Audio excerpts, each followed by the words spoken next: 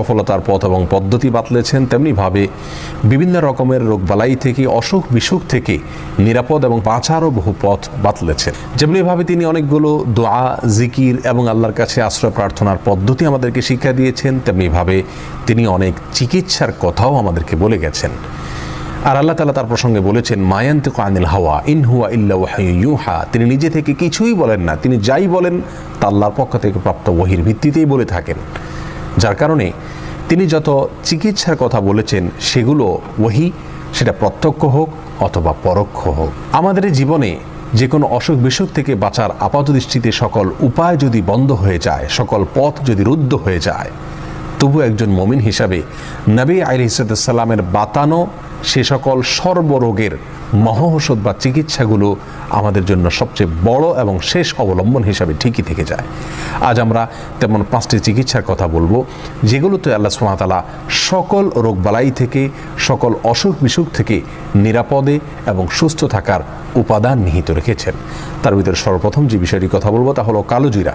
এই প্রসঙ্গে সহিহ বুখারীর হাদিসে আসছে, নবী আলাইহিস সালাম বলেছেন, আলাইকুম বিহাদিহিল হাব্বাতিস সাউদা ফাইন্না ফিহা শিফা মিন কুল্লি দা ইল্লা সাম। অর্থাৎ কালোজিরা, আল্লাহ সুবহানাহু ওয়া তাআলা এর ভেতরে মৃত্যু ছাড়া পৃথিবীর অন্য সকল রোগের প্রতিষেধক রেখেছেন, সকল রোগের ঔষধ রেখেছেন, চিকিৎসা রেখেছেন। অর্থাৎ কালোজিরাকে যদি কেউ গ্রহণ করেন, খান, সেটা সরাসরি খাওয়া হতে পারে, তেল করে খাওয়া হতে পারে, পান করা হতে পারে, অথবা ভর্তা বানিয়ে খাওয়া হতে পারে। যেভাবেই হোক না কেন, কালোজিরা যদি কেউ খান বা গ্রহণ করেন, আল্লাহ সুবহানাহু ওয়া তাআলা তাকে এর মাধ্যমে সকল রোগ থেকে চিকিৎসা বা আরোগ্য লাভের তৌফিক নসিব করেন। অতএব কালোজিরা এর ভিতরে সর্বরোগের ঔষধ রয়েছে, নিয়মিত এটাকে খাওয়া দরকার এবং এটাকে নিয়মিত নিজের জন্য গ্রহণ করা দরকার। দ্বিতীয়ত যে চিকিৎসার কথা তিনি বলেছেন তা হলো মধু। মধু প্রসঙ্গে আল্লাহ সুবহানাহু ওয়া তাআলা নিজেই সূরাতুন নাহলের 69 নম্বর আয়াতে বলেছেন, ফিহি শিফাউল লিন্নাস, এর মধ্যে মানুষের জন্য শিফা রয়েছে, আরোগ্য লাভের উপাদান রয়েছে। নবী আলাইহিস সালাম নিজে মধু পছন্দ করতেন, যেমনিভাবে বুখারী মুসলিম বর্ণনা করেছেন। আর সেই সাথে মুসনাদ হাকিমের বর্ণনা রয়েছে, তিনি বলেছেন, আলাইকুম বিশিফাইনি আল আসালু ওয়াল কোরআন। দুটি শিফা বা আরোগ্য লাভের উপায় তোমরা সবসময় অবলম্বন করবে। তার একটি হলো মধু, অর্থাৎ মধু পান করা, আর একটা হলো কোরআনে কারীমের তিলাওয়াত। যার কারণে কোরআনে কারীমের তিলাওয়াত বা কোরআনে কারীম তিলাওয়াত করে পড়ে ঝাড়ফুঁক করা, এটা যেমন চিকিৎসার কাজ দেয়, তেমনি মধু পান করা এটাও মানুষের শরীরে রোগ প্রতিরোধ ক্ষমতা বাড়ায় বা মানুষকে বিভিন্ন রকমের রোগ বালাই থেকে চিকিৎসার কাজ দেয় এই মধুপান।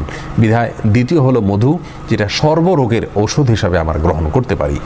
তৃতীয় হলো হেজামা বা যেটাকে আমরা শিঙ্গা লাগানোর কথা বলি। এই হেজামা বা শিঙ্গা লাগানো এটাও সর্বরোগের মহৌষধ। নবী সাল্লাল্লাহু আলাইহি সাল্লাম নিজে হেজামা গ্রহণ করতেন এবং সহিহুল জামের বর্ণিত হাদিসে আসছে, তিনি বলেছেন, কানাত লাহু শিফা মিন কুল্লি দা। যদি কেউ বিশেষ কিছু সময় আছে, সময়গুলোতে হেজামা গ্রহণ করেন, তাহলে তার সকল রোগ থেকে আল্লাহ সুবহানাহু ওয়া তাআলা আরোগ্য লাভ করার তৌফিক তাকে নসিব করেন। সকল রোগের শেফা হিসাবে এটি তার জন্য কাজ করে। তাহলে তৃতীয় নম্বর হলো হেজামা বা শিঙ্গা লাগানো। 4 নম্বর হলো জমজমের পানি পান করা। জমজমের পানি প্রসঙ্গে সহিহ মুসলিমের হাদিসে আসছে, নবী আলাইহিস সালাম বলেছেন, শিফা ও সাকামিন, অর্থাৎ জমজমের পানি এটা রোগের জন্য ঔষধ। এখানে কমনভাবে তিনি বলেছেন, সাধারণভাবে বলেছেন, তার মানে সকল রোগের জন্য ঔষধ এই জমজমের পানি। অনেক বর্ণনায় আসছে, মা ও জমজম লিমা শুরিবালাহ, অর্থাৎ জমজমের পানি যে উদ্দেশ্যে পান করা হয়, কোনো রোগ বালাই থেকে বাঁচার জন্য যদি উদ্দেশ্যে পান করা হয়, আল্লাহ সুবহানাহু ওয়া তাআলা সেই উদ্দেশ্য পূরণ করেন, অর্থাৎ তাকে আরোগ্য নসিব করেন। এই হাদিসের সনদ নিয়ে কোনো মুহাদ্দিস কথা বললেও এটি হাসান পর্যায়ের বা গ্রহণযোগ্য পর্যায়ের। তাহলে জমজমের পানি এটাও সর্বরোগের একটি মহৌষধ, সর্বরোগের একটি কমন চিকিৎসা এবং নববী চিকিৎসার মধ্য থেকে একটি হলো জমজমের পানি।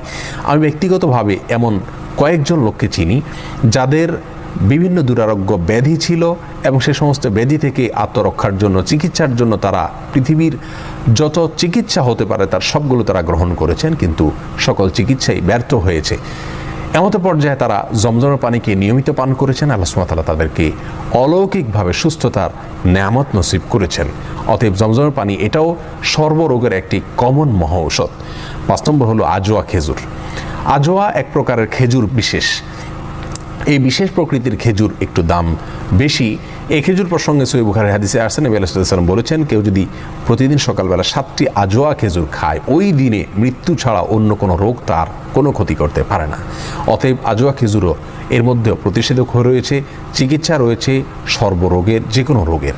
প্রিয় দর্শক, আবারও এক নজর আমরা জানি, 1 নম্বর হলো কালো জিরা, 2 নম্বর হলো মধু, 3 নম্বর হলো সিঙ্গা লাগানো, 4 নম্বর হলো জমজমের পানি পান করা, আর 5 নম্বর হলো আজোয়া খেজুর খাওয়া। এর প্রত্যেকটার ভেতরেই আল্লাহ সুবহানাহু ওয়া তাআলা অলৌকিকভাবে চিকিৎসা রেখেছেন, আল্লাহ সুবহানাহু ওয়া তাআলা আরোগ্য লাভের উপাদান রেখেছেন। বিধায় যে কোনো দুরারোগ্য ব্যাধি থেকে বাঁচার জন্য অথবা আত্মরক্ষার জন্য, চিকিৎসার জন্য, আরোগ্য লাভের জন্য আমরা এই উপায়গুলো অবলম্বন করলে আল্লাহ সুবহানাহু ওয়া তাআলা আমাদেরকে রক্ষা করবেন এবং হেফাজত রাখবেন। সেই সাথে আমরা নবী আলাইহিস সালাম বাতানো বিভিন্ন দোয়া, এগুলো আমরা অবলম্বন করতে পারি। বিসমিল্লাহিল্লাযী লা ইয়াদুররু মা ইসমিহি, সকাল সন্ধ্যা 3 বার, আরও যে সমস্ত দোয়া আছে সেগুলো পাঠ করা। সেই সাথে সূরা ফাতিহা, এটা সকল রোগের জন্য